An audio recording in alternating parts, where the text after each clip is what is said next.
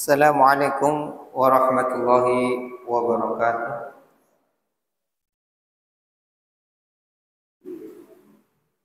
Alhamdulillah, alhamdulillahilladzi hadana lihadza wa ma kunna linahtadiya laula an hadana Allah. Wa asyhadu an la ilaha illallah wahdahu la syarika lah wa asyhadu anna Muhammadan abduhu wa rasuluh. Ya ayyuhalladzina amanu taqullaha haqqa tuqatih wa la tamutunna illa wa antum muslimun. Wa ba'd. Ayyuhal ikhwah, a'azanallahu iyyakum. Insyaallah kita akan lanjutkan pembacaan kitab Manhajus Salaf fi Tazkiyatin Nufus. Kita masih di dalam pembahasan tentang muqaddimah, pengantar di dalam kaidah-kaidah tazkiyatun nufus. Sekarang kita masuk pada bab yang ke-8 dari muqaddim ini,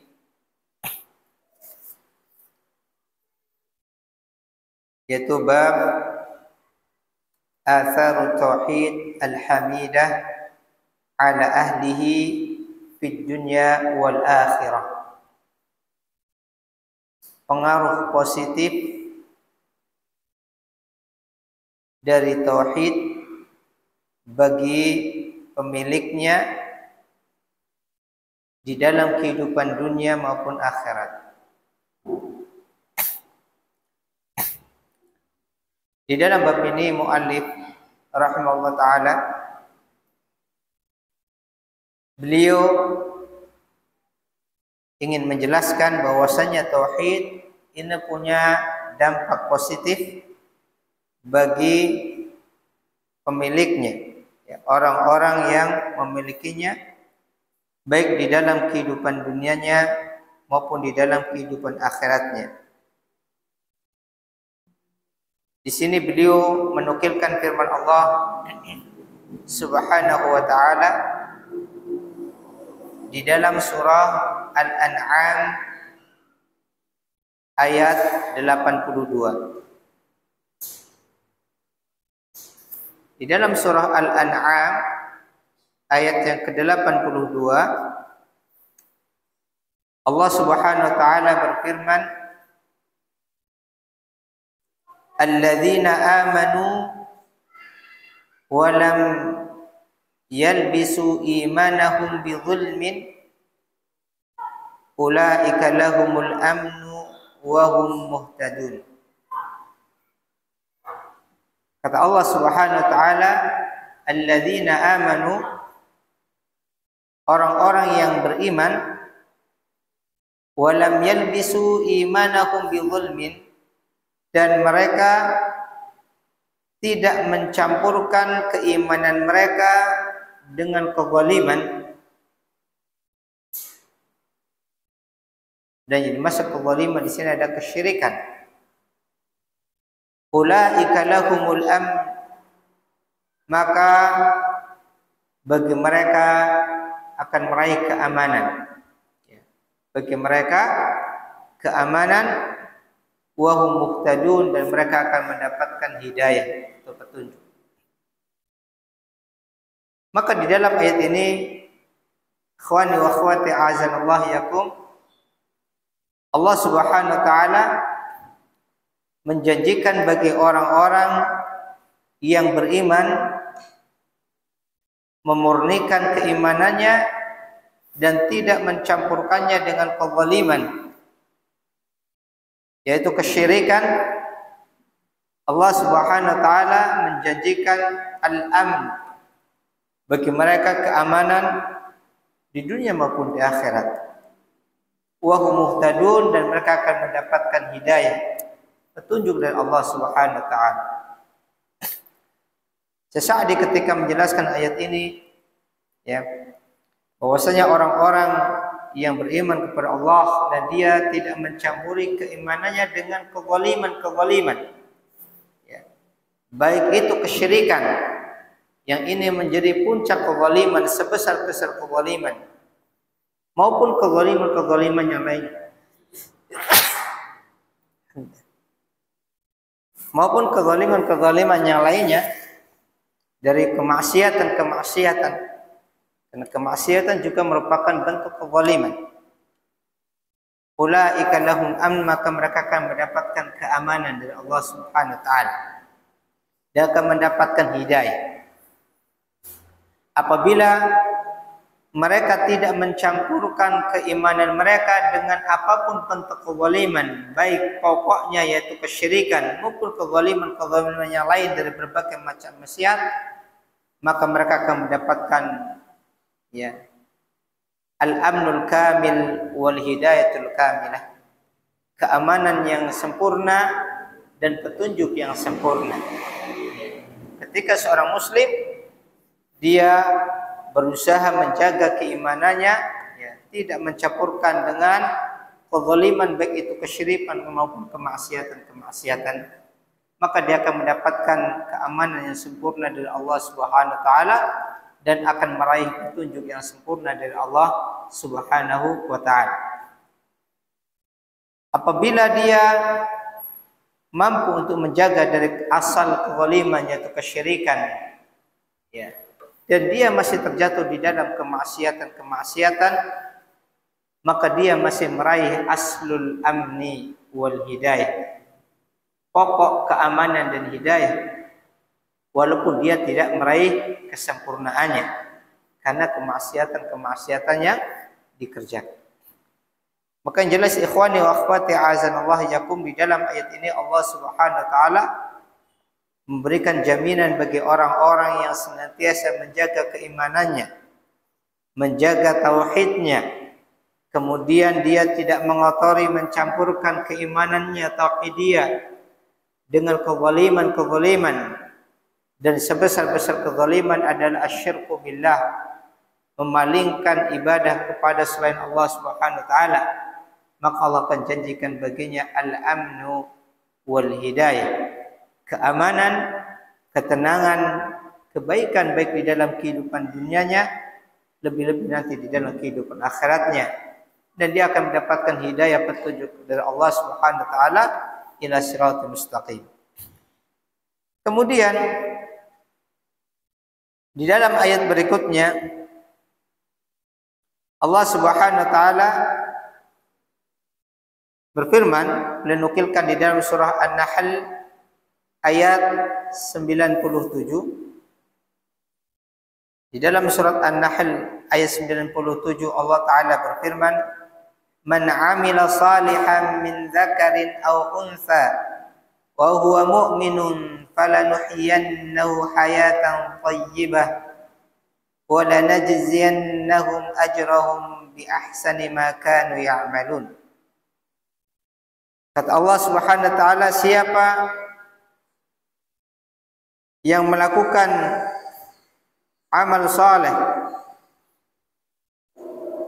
barang siapa yang mengerjakan amal saleh, min dzakarin aw unsa, baik laki-laki maupun perempuan, wa huwa mu'min, dalam keadaan dia beriman, dalam keadaan dia beriman, maka kata Allah Subhanahu wa taala, falanuhyiyannahu hayatan thayyibah, maka sungguh pasti kami akan berikan kepadanya hayatan thayyibah, kehidupan yang baik.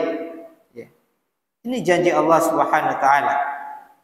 Ya. Siapa yang melakukan amal saleh, baik laki-laki maupun perempuan, wa huwa mu'min, dan dia beriman, falanuhyiyannahu hayatan thayyibah, maka kami akan berikan kepadanya kehidupan yang baik, walanajziyannahum ajrahum, dan kami akan berikan balasan kepada mereka, ya, bi ahsani ma kanu ya'malun, dengan pahala yang lebih baik dari apa yang telah mereka kerjakan. Ini janji Allah Subhanahu wa taala, ya, bagi orang-orang yang melakukan amal saleh dan dia beriman kepada Allah Subhanahu wa taala.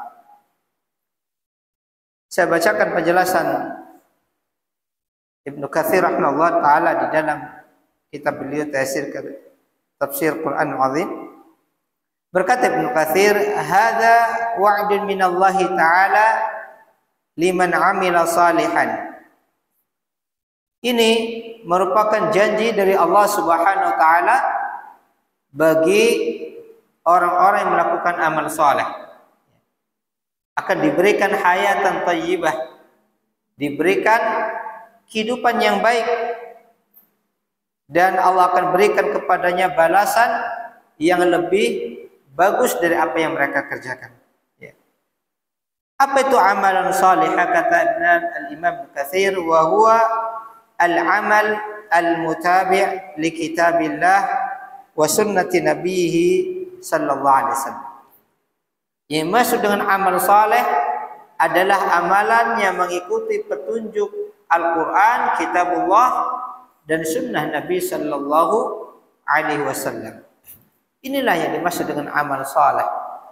Amal yang sesuai dengan petunjuk kitabullah dan sunnah Nabi sallallahu alaihi wasallam. Min dzakarin aw unsa min bani Adam, baik laki-laki maupun perempuan dari keturunan anak Adam. Wa qalbuhu mu'minun billahi wa rasulih, dalam keadaan hatinya senantiasa beriman kepada Allah dan Rasulnya. Wa inna hadzal amalul ma'mur bihi masyru'un min indillah. Bahwasanya amal yang dimaksud di sini amalan yang diperintahkan, amalan yang disyariatkan dari sisi Allah Subhanahu wa taala. Ya. Allah janjikan bi an yuhyiyahu Allahu hayatan thayyibah fid dunya, di mana Allah Subhanahu wa taala akan berikan kepadanya hayatan thayyibah, kehidupan yang baik di dunia, wa an yujziyahu bi ahsani ma amilahu fid daril akhirah, dan nanti Allah di akhirat kelak akan berikan kepadanya balasan yang lebih bagus dari apa yang mereka kerjakan. Kemudian Ibnu Katsir mengatakan, wal hayatut thayyibah tashmulu wujuhar rahah min ayyi jihatin kanat. Yang dimaksud dengan al-hayatut thayyibah, kehidupan yang baik, kata beliau, mencakup semua bentuk-bentuk kelapangan dari berbagai macam sisinya. Ya. Al-hayatut thayyibah, kehidupan yang baik, itu mencakup semua bentuk-bentuk kelapangan dari berbagai macam sisinya. Waqad ruwiya 'an Ibnu Abbas wa jama'atin annahum fassaruha bi rizqil halal at-tayyib. Diriwayatkan dari Ibnu Abbas dan sekelompok dari ahli tafsir bahwasanya mereka menafsirkan makna al-hayatut thayyibah, hayatan thayyibah, kehidupan yang baik, yaitu rizki yang halal yang baik. Rizki yang al-halal at-thayyib. Ini di dalam tafsir Ibnu Abbas yang dimaksud dengan hayatan thayyibah adalah ar-rizqul halal at-thayyib. Rizki yang halal yang thayyib.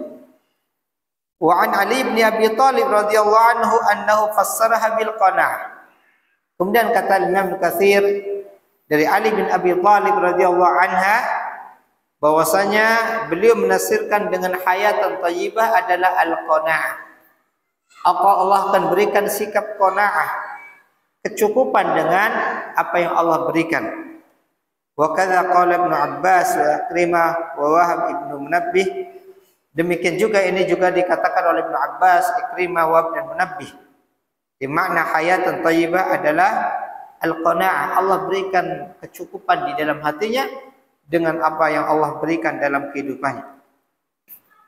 Wa qala Ali bin Abi Talhah an Ibnu Abbas annaha as-sa'adah. Dan juga dari Ali bin Abi Talha dari Ibnu Abbas radhiyallahu anhuma yang dimaksud dengan hayatan thayyibah adalah as-sa'adah, yaitu kebahagiaan.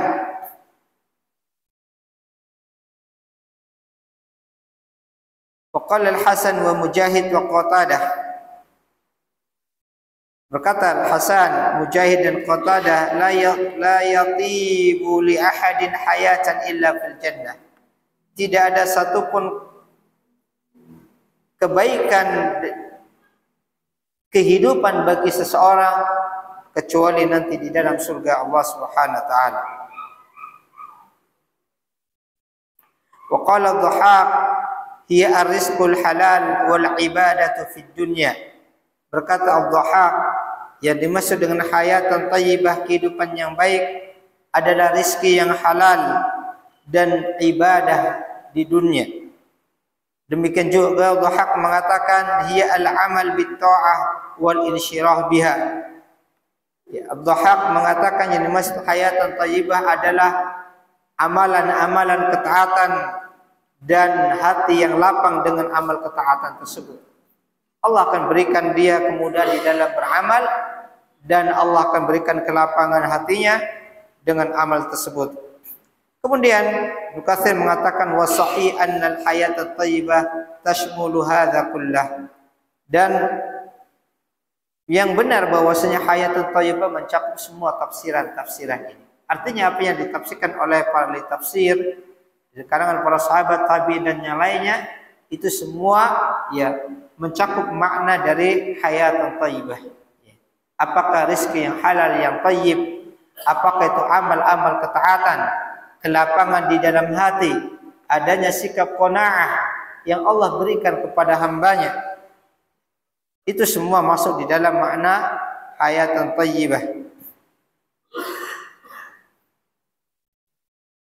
Kemudian beliau membawakan hadis dari Anas bin Malik radhiyallahu anhu. Hadis yang diriwayatkan oleh Imam Bukhari. Dari Anas bin Malik radhiyallahu anhu, ia berkata, qala Nabi sallallahu alaihi wasallam. Bersabda Nabi sallallahu alaihi wasallam, "Ma min 'abdin yashhadu an la ilaha illallah wa anna Muhammadan 'abduhu wa rasuluhu sidqan min qalbihi illa harramahu Allahu 'alan nar." Kata Nabi sallallahu alaihi wasallam, tidaklah seorang hamba dia mempersaksikan bahwasanya tidak ada ilah sesembahan yang hak melainkan Allah semata, dan bahwasanya Muhammad adalah hamba dan utusannya, sidqan min qalbihi, dia mempersaksikannya dengan penuh kejujuran dari hatinya, Bukan hanya sekedar ucapan-ucapan lisan, tapi benar-benar dia mempersaksikannya, kata Nabi, sidqan min qalbi, dengan penuh kejujuran dari hatinya. Kata Nabi, illa harramahullahu 'alan nar, melainkan Allah haramkan neraka atas diri. Ini keutamaan orang yang bertauhid. Ya, orang mempersaksikan kalimat tauhid, la ilaha illallah, mempersaksikan bahwasanya Nabi Muhammad adalah hamba Allah dan juga utusannya. Dia persaksikan itu dengan sidqan min qalbi, penuh kejujuran dari hatinya. Kata Nabi sallallahu alaihi wasallam, Allah haramkan ya dirinya dari api neraka. Ini keutamaan yang besar bagi orang-orang senantiasa menjaga tauhidnya, memelihara tauhidnya, dan menunaikan apa yang menjadi konsekuensi dari tauhidnya, yaitu beribadah kepada Allah, ya, tunduk dan taat kepadanya, dan meninggalkan semua bentuk-bentuk kesyirikan, peribadahan kepada selain. Kemudian dari Abu Dzar radhiyallahu anhu, dia berkata, qultu ya Rasulullah, aku berkata, wahai Rasulullah, allimni amalan yuqarribuni ilal jannah wa yuba'iduni minan nar.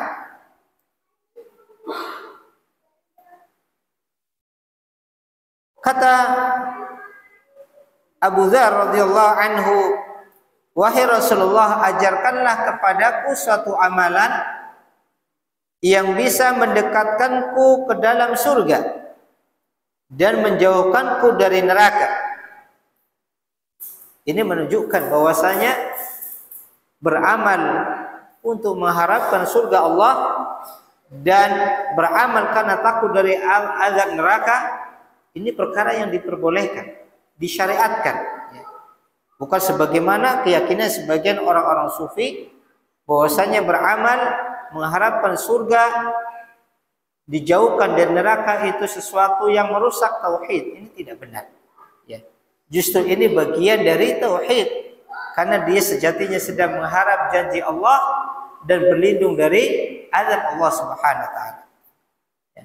Maka ketika Nabi sallallahu alaihi wasallam ditanya oleh sahabatnya, itu Abu Dzar, dengan pertanyaan seperti ini, faqala Rasulullah sallallahu alaihi wasallam, kata Nabi sallallahu alaihi wasallam, idza amilta sayyi'ah fa'mal hasanah. Kata Nabi sallallahu alaihi wasallam, apabila kamu melakukan suatu keburukan, maka lakukanlah kebaikan. Iringi keburukan dengan kebaikan. Fa innaha asyru amsalihha, karena kebaikan itu 10 ya lipat atau 10 yang semisalnya. Artinya kebaikan-kebaikan itu akan menghapus keburukan yang dikerjakan. Qultu ya Rasulullah, kemudian aku mengatakan, wahai Rasulullah, afa minal hasanati la ilaha illallah. Wahai Rasulullah, apakah la ilaha illallah, yaitu kalimat tauhid, ini termasuk dari al-hasanat, dari kebaikan-kebaikan yang dikatakan bahwasanya kebaikan itu 10 kali lipatnya? Qala, maka Nabi sallallahu alaihi wasallam mengatakan, na'am, iya, bahwasanya kalimat tauhid la ilaha illallah itu adalah termasuk bentuk kebaikan, ya, ahsanul hasanat, bahkan kata Nabi itu adalah kebaikan yang paling bagus, ya, paling besar. Karena kalimat ini adalah kalimat iman, ya, aslul iman. Yang dengan kalimat inilah Allah Subhanahu wa taala mengutus para nabi dan rasul untuk menyerukan kepada umatnya, dan dengan kalimat inilah ditegakkannya jihad fisabilillah. Rasulullah sallallahu alaihi wasallam Allah perintahkan untuk menyeru manusia ke dalam kalimat ini, sehingga ada pertentangan antara al-haq dan yang batil, antara ahli tauhid dan ahli syirik, antara orang-orang mukmin dan orang-orang kufar, karena kalimat yang mulia ini. Kemudian beliau menukilkan perkataan Syekhul Islam Ibn Taimiyah rahimahullah taala, "Walihada lamma kana Yusuf muhibban lillahi mukhlishan lahud-din lam yubtala bidzalik." Kata Syekhul Islam menjelaskan keutamaan orang-orang yang memiliki iman, ya, memiliki tauhid, keikhlasan kepada Allah Subhanahu wa taala. Kata beliau, karena inilah ketika Nabi Yusuf alaihissalam, ya, dia adalah seorang nabi, seorang hamba yang muhibban lillah, sangat kuat cintanya kepada Allah Subhanahu wa taala, mukhlishan lahuddin, memurnikan ibadah hanya kepada Allah, lam yubtala bidzalik, Nabi Yusuf tidak mendapatkan ujian atau keburukan, ya, dengan sebab kalimat tersebut, dengan sebab tauhid yang ada pada dirinya. Bal qala ta'ala, akan tetapi Allah taala berfirman, kadzalika linasrifa anhu as-su'a wal fahsya innahu min ibadina al-mukhlasin. Allah menjelaskan tentang kisah Nabi Yusuf alaihissalam ketika Nabi Yusuf mendapatkan ujian, diganggu oleh istri pembesar, ya, raja, untuk diajak berzina. Allah mengatakan kadzalika, demikianlah, linasrifa anhu as-su'a wal fahsya, agar kami palingkan dia Yusuf dari keburukan dan dari perbuatan keji. Innahu min ibadinal mukhlasin, sesungguhnya dia Yusuf termasuk dari hamba-hamba kami yang terpilih. Wa amma imra'atul aziz, adapun istri al-aziz, pembesar yang menggoda Yusuf, fakanat musyrikah, maka dia ketika itu dia adalah orang yang musyrik, ya. Hiya wa qaumuha, dia dan kaumnya orang-orang yang musyrik. Falihadza tuliyat bil ishq, maka karena itulah dia mendapatkan, ya, musibah, bencana, ya, karena, ya, dorongan nafsunya. Wa ma yubtala bil ishqi ahadun illa li naqsi tauhidi wa imani, dan tidaklah seseorang, ya, mendapatkan bencana musibah dengan dorongan nafsunya, ya, hasratnya, kecuali karena naqsi tauhidihi wa imani, ada kecacatan, kekurangan di dalam tauhidnya dan keimanannya, ya. Karena tauhid dan keimanan ada yang kurang, ya. Wa illa fal qalbul munib ila Allah al khaif minhu fihi sarifani yasrifani anil ishq, karena hati yang senantiasa kembali kepada Allah, hati yang senantiasa takut kepada Allah, dia memiliki sesuatu yang bisa memalingkannya, ya. Rasa takutnya kepada Allah dan kembalinya dia kepada Allah, kedua hal itu akan memalingkan dia dari dorongan-dorongan nafsunya, dorongan syahwatnya, ya. Ahaduma inabatuhu ilallah wa mahabbatuhu lahu, yaitu inabah, kembali kepada Allah dan kecintaannya kepada Allah, ya. Seorang hamba ketika dia senantiasa kembali kepada Allah dan mencintainya, maka hal itu fa inna dzalika aladzu wa atyabu min kulli syai', ya. Sikap kembali kepada Allah dan mencintai Allah baginya ini lebih lezat, lebih nikmat daripada segala sesuatu. Fala tabqa ma'a mahabbatillahi mahabbatu makhluqin tuzahimuhu, maka ketika hati seorang hamba sudah dipenuhi kecintaan yang kuat kepada Allah, maka tidak ada kecintaan kepada selainnya yang akan mengalahkannya. Yang kedua adalah khaufuhu minallah, yaitu rasa takut kepada Allah Subhanahu wa taala. Fa innal khaufa al-mudada lil ishqi yasrifuhu, karena rasa takut inilah yang akan memalingkan seorang hamba dari dorongan nafsunya. Dan ini yang telah, ya, Allah tolong pada diri Nabiullah Yusuf alaihissalam. Ketika Yusuf, Allah palingkan dari perbuatan keji, perbuatan buruk ya terhadap godaan-godaan istri Al-Aziz, karena di dalam Yusuf ada kecintaan yang kuat kepada Allah dan rasa takut yang besar kepada Allah Subhanahu wa taala. Sudah Isya ya? Azan dulu ya.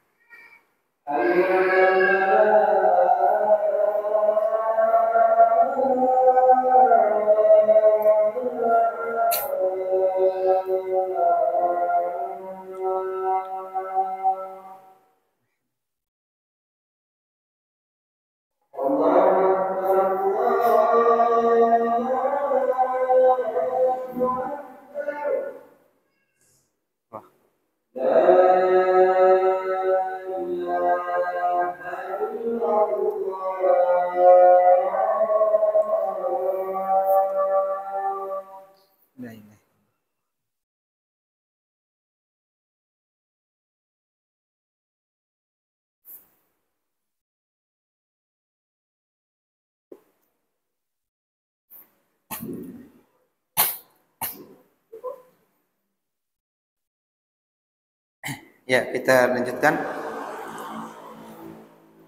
Jadi Nabiullah Yusuf alaihissalam Allah jaga dia ya dari keburukan-keburukan ketika ya di dalam hatinya ya ada tauhid kepada Allah Subhanahu wa taala ya. Pengagungan kepada Allah Subhanahu wa taala dan rasa takut dari Allah Subhanahu wa taala. Kemudian Syekhul Islam berkata di dalam Al-Fatawa,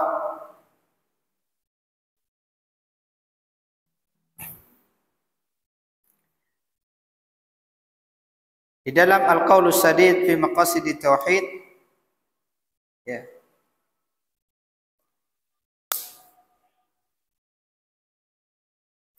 Beliau mengatakan man tadabbara ahwal al-alam wajada kulla salahin fil ardi fasababuhu tauhidullah wa ibadatuhu wa ta'atu rasulih sallallahu alaihi wasallam. Kata beliau, siapa yang mau mentadaburi, merenungi keadaan manusia, keadaan manusia, maka keadaan alam semesta ini, dia akan mendapatkan bahwasanya semua kebaikan-kebaikan yang ada itu sebabnya adalah mentauhidkan Allah, beribadah kepadanya dan taat kepada Rasulullah sallallahu alaihi wasallam. Bahwasanya sebab utamanya adalah karena mentauhidkan Allah, beribadah kepadanya dan mentaati Rasulullah sallallahu alaihi wasallam. Wa kullu syarrin wa fitnatin wa bala'in wa qahtin wa tasliti aduwin wa ghairi dzalik fasababuhu mukhalafatur rasul sallallahu alaihi wasallam wa da'watu ila ghairillah. Dan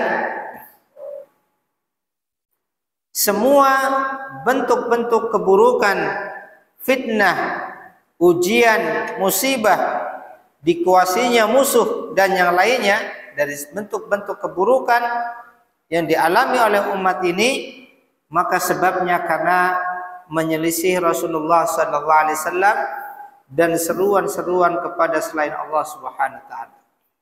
Maka umat ini akan senantiasa mendapatkan kebaikan-kebaikannya ketika mereka masih menjaga tauhidnya, ibadahnya, dan masih menjaga ketaatannya kepada Rasulullah sallallahu alaihi wasallam. Sebaliknya, keburukan-keburukan, ujian-ujian, musibah-musibah yang Allah timpakan dan dikuasainya musuh atas umat ini dan berbagai macam kerusakan-kerusakan yang lain, keburukan yang lain, kata beliau, maka sebabnya karena menyelisih Rasulullah sallallahu alaihi wasallam dan banyaknya seruan-seruan kepada selain Allah Subhanahu wa taala. Ini dikatakan oleh Syekhul Islam di dalam Fatawa dan juga dinukil di dalam Madarijus Salikin. Kemudian berkata Ibnu Sa'di rahimahullah di dalam kitab beliau Al-Qaulus Sadid fi Maqasidit Tauhid, berkata Syekh Sa'di rahimahullah taala, wa laisa syai'un min al-asya' lahu min al-athar al-hasanah wal fada'il al-mutanawwi'ah mithlu tauhid. Kata beliau, tidak ada satu perkara pun yang memiliki pengaruh yang bagus dan keutamaan-keutamaan yang bermacam-macam melebihi daripada tauhid. Artinya keutamaan-keutamaan yang dimiliki tidak bisa menandingi keutamaan besar dari mentauhidkan Allah Subhanahu wa taala. Fa inna khairad dunya wal akhirah min thamaratit tauhid wa fadailih. Karena sesungguhnya kebaikan-kebaikan dunia dan juga kebaikan akhirat itu merupakan buah dari tauhid dan keutamaan-keutamaan dari tauhid. Ini ikhwani wa akhwati azanallah yakum, pembahasan yang beliau sampaikan di dalam bab ini tentang keutamaan tauhid dan bagaimana tauhid ini punya pengaruh yang baik bagi pemiliknya. Fihi fawaid, ada beberapa faidah dari apa yang beliau sampaikan, ringkasan dari apa yang beliau sampaikan. Al-ula, yang pertama, fadlu tauhid wa 'idhamu athari al-hamidah. Keutamaan tauhid dan besarnya pengaruh tauhid, pengaruh yang baik dari tauhid. Keutamaan tauhid dan besarnya pengaruh baik atau dampak positif dari tauhid.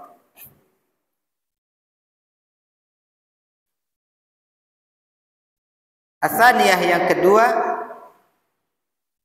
at-tauhidu yuhaqqiqu li ahlihi al-amnu tam bi jami' anwa'ihi wal hidayatu tamah fid dunya wal akhirah.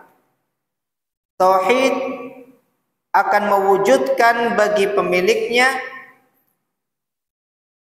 keamanan yang sempurna dengan semua bentuk-bentuknya, dan petunjuk yang sempurna di dalam kehidupan dunia dan akhirat. Tauhid akan mewujudkan bagi pemiliknya keamanan yang sempurna di dalam semua bentuk-bentuknya dan petunjuk yang sempurna di dalam kehidupan dunia dan akhirat. As-salisah, yang ketiga, min thamarati tauhid tahqiqul hayati thayyibah fid dunya wal akhirah. Di antara buah dari tauhid adalah terwujudnya kehidupan yang baik di dunia dan akhirat. Di antara buah tauhid terwujudnya kehidupan yang baik di dunia dan akhirat. Maka orang-orang yang mewujudkan tauhid dengan benar, dia akan meraih janji Allah Subhanahu wa taala. Allah berikan kepadanya al-hayatun thayyibah, kehidupan yang baik di dunia maupun di akhirat.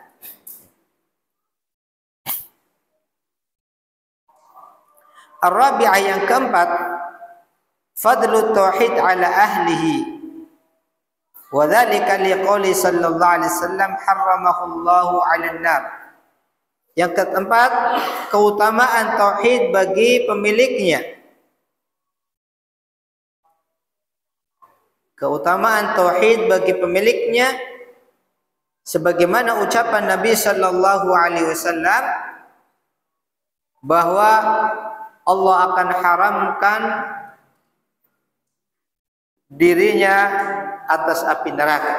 Allah haramkan dirinya dari api neraka. Ini keutamaan tauhid sebagaimana disebutkan oleh Nabi sallallahu alaihi wasallam. Yang kelima, at-tauhid sababu kulli khairin fid dunya.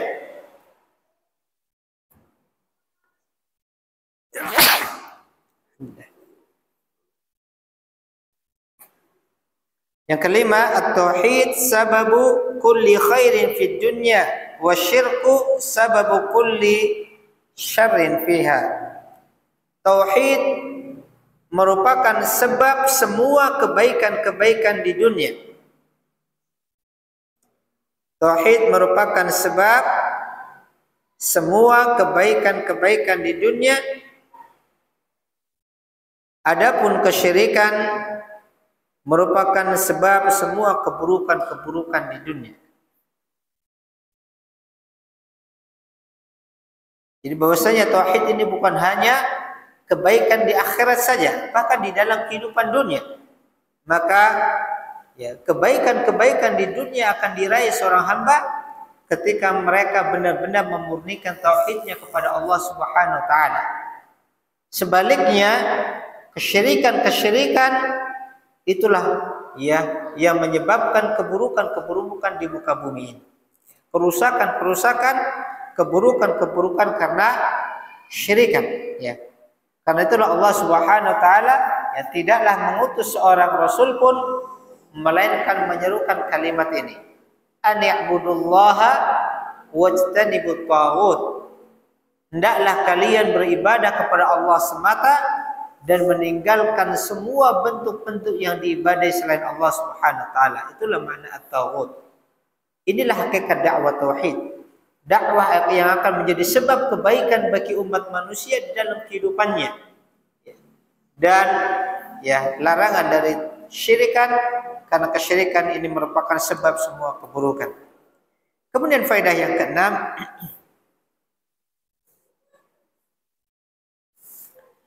at-tauhid yutahhiru ahlahu min fi'lil fawahish wal munkarat.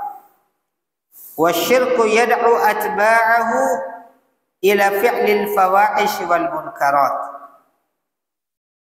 Tauhid akan membersihkan pemiliknya. Tauhid akan membersihkan pemiliknya dari perbuatan-perbuatan keji dan mungkar.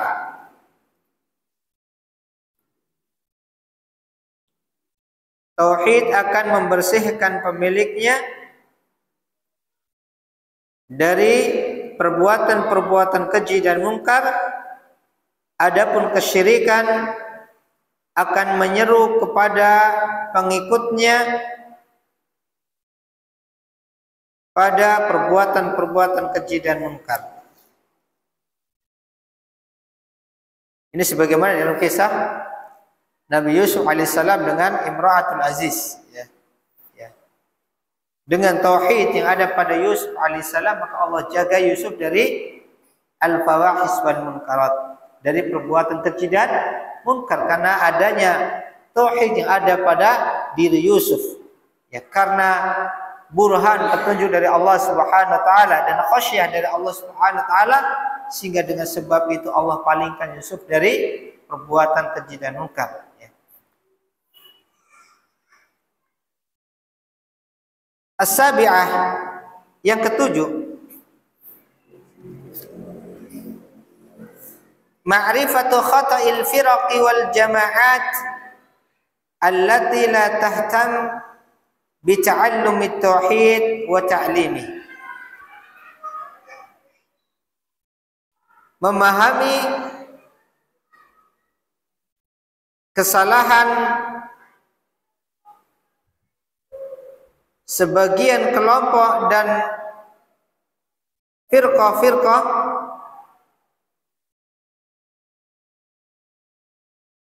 memahami kesalahan sebagian kelompok dan firqah-firqah yang tidak memiliki perhatian dengan pengajaran tauhid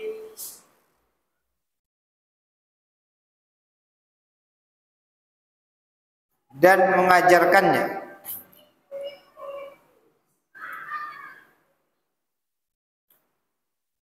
Dari sini kata beliau, ya, kita bisa memahami, ya, bahwa kelompok-kelompok atau jamaah-jamaah yang tidak punya kepentingan untuk membenarkan tauhid, ya, mengajarkan, ya, tauhid, berarti mereka telah meninggalkan, ya, sesuatu yang besar, dan ini bentuk kesalahan, ya. Karena sejatinya tauhid ini perkara yang pokok yang harus diperhatikan. Maka ketika tidak ada perhatian dengan masalah-masalah seperti ini, ya, meninggalkan, ya, perhatian dengan masalah membenarkan, meluruskan tauhid umat, mengajar, mendidik mereka di atas tauhid yang benar, dan memperingatkan mereka dari perkara-perkara yang bisa merusaknya dari berbagai macam bentuk-bentuk kesyirikan, maka tidak adanya perhatian dengan permasalahan-permasalahan adalah salah satu bentuk kesalahan, ya. Dan ini menyelisih petunjuk Nabi Sallallahu Alaihi Wasallam. Yang terakhir, husnu manhaji ahli sunnati wal jamaati fil aqidah wal amal. Bagusnya metode ahlu sunnah wal jamaah di dalam masalah akidah dan amal. Bagusnya metode ahlu sunnah wal jamaah di dalam akidah dan amal. Bahwasanya ahlu sunnah wal jamaah ini memiliki prioritas di dalam memperbaiki keadaan umat dari perkara-perkara yang al-ham, yang paling pokok, paling mendasar, yaitu memperbaiki permasalahan-permasalahan tauhid umat, ya, dari perkara-perkara yang merusaknya. Kemudian bagaimana, ya, menguatkan ittiba mereka, ya, kepada syariat, mengikuti petunjuk Rasulullah SAW. Kemudian bagaimana memperbaiki amal-amal mereka di atas petunjuk Rasulullah SAW. Ikhwani wa akhwati azanallahu, ini saja mungkin bisa kami sampaikan pada kesempatan hari ini. Kurang lebihnya mohon maaf, ya. Adapun pembahasan yang berikutnya, kita masih ada satu pembahasan terakhir di dalam muqaddimah, Ya, sebelum kita nanti masuk pasal yang kedua, yaitu kedudukan tazkiyatun nufus di dalam Islam, satu pembahasan terakhir di dalam muqaddimah yaitu bagaimana perhatian Ahlus Sunnah wal Jamaah di dalam masalah tazkiyatun nufus. Ya. Insyaallah mudah-mudahan bisa kita lanjutkan pada kesempatan berikutnya biidznillah.